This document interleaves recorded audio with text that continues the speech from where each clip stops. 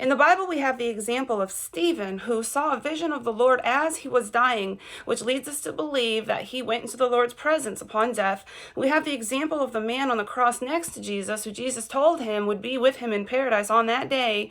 And we have the example of Enoch, who was made into the likes of an angel without even ever having to experience death, and was able to go into the Lord's presence. When the Pharisees, who did not believe in the resurrection, were asking Jesus about a hypothetical scenario where a woman married 7 men on earth, went through 7 different husbands on earth, they were asking him who would get the wife at the resurrection. And Jesus said, you ought to know Scripture, that at the resurrection, people will be made into the likes of angels. The concept of a person being made into the likes of an angel at all is only found in the Scripture of Enoch. Then we also know that there are going to be 2 resurrections. The first resurrection are for those who are going to reign with Christ during the 1,000 years that Satan is locked away. The second group of resurrected people are the rest of those who are written in the book of life. So when Jesus mentioned people in Matthew, he did not say all people, he did not say all believers, he said people. He left that a little bit open, and it is my personal belief that he was talking about the elect. He was talking about the first group of people.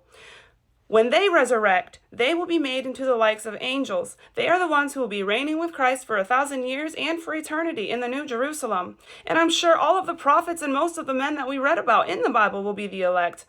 So I think that the people who we've read about in the Bible who did not have to go to the realm of the dead and wait for a resurrection, I think that those are part of the elect. But I do not think that every person who was part of the elect got that same exception. I think that the rest of the elect are the ones who will be in the first resurrection, who will reign with Christ for eternity in the kingdom of the New Jerusalem.